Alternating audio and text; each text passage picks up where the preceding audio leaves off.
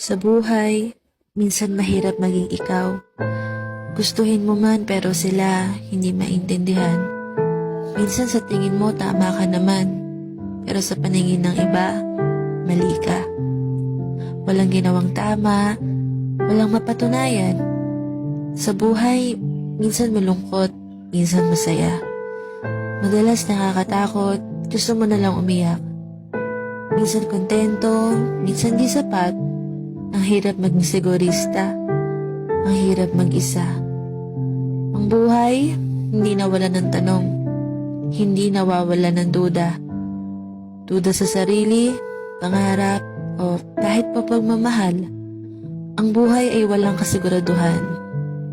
Pero sa totoo lang, sinasabi ko sa'yo, ang buhay ay napakaganda.